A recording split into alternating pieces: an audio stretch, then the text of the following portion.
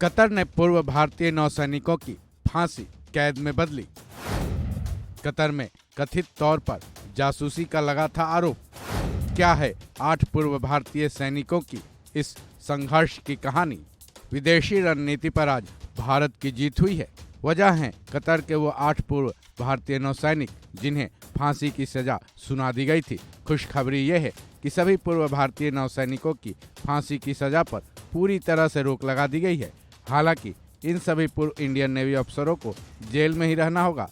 दिल को सुकून देने वाली इस खबर की पुष्टि भारतीय विदेश मंत्रालय ने की है। हालांकि विदेश मंत्रालय को कतर कोर्ट के इस फैसले का लिखित वर्जन का इंतजार अभी भी है।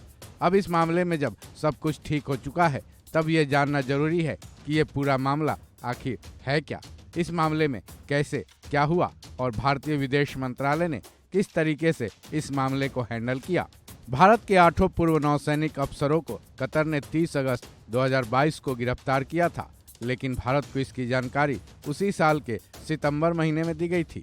फिर जब सभी को 26 अक्टूबर को ही कतर कोर्ट ने फांसी की सजा सुनाई थी, उस वक्त ये मामला देश भर के लोगों की नज़र में आया था। आरोप ये लगे थे कि ये सभी ऑफिसर्स कतर में रहकर इजराइल के लिए तथाकथित जासूसी कर रहे थे। इसी बारे में उस वक्त अल जजीरा ने रिपोर्ट की थी कि इन सभी ऑफिसर्स पर कतर के सबमरीन प्रोजेक्ट से जुड़ी इंफॉर्मेशन लीक कर इजराइल को देने का आरोप लगा था। हालांकि कतर ने कभी भी इन आरोपों को सार्वजनिक नहीं किया था।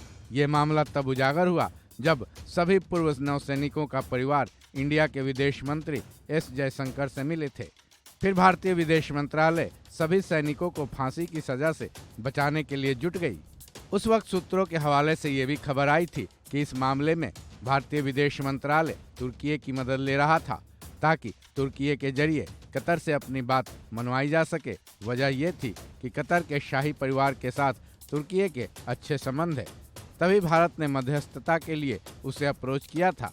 साथ ही भारतीय विदेश मंत्रालय ने मदद के लिए अमेरिका से भी बातचीत की थी। इसके पीछे की वजह यह थी कि रणनीतिक तौर पर कतर पर अमेरिका की पकड़ इंडिया से ज़्यादा मजबूत है। इधर भारत ने कतर की निचली अदालत की तरफ से सुनाई गई इस सजा को वहीं के कोर्ट ऑफ अपील यानी भारत के हाई कोर्ट की तरह के कोर्ट में एक याचिका के जरिए चैलेंज किया था। इसी याचिका पर आज की तारीख यानी 28 दिसंबर को सभी 8 भारतीय पूर्व नौसैनिकों की फांसी की सजा पर रोक लगा दी गई है और इसको कैद में बदल दिया गया है। हालांकि कानून के जानकारों का कहना है कि इन सभी की कैद की सजा भी माफ हो सकती है।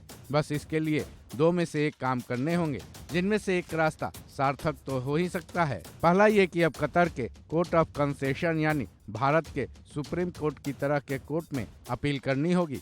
दूसरा रास्ता ये है कि 18 दिसंबर को कतर अपना नेशनल डे मनाता है।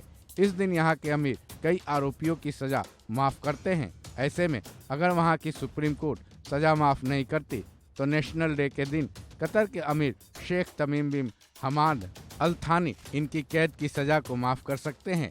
हालांकि इसके लिए अब 1 साल पूरे होने का इंतजार करना होगा। इस खबर में बस इतना ही। बाकी अपडेट्स के लिए जुड़े रहें वन इंडिया हिंदी के साथ।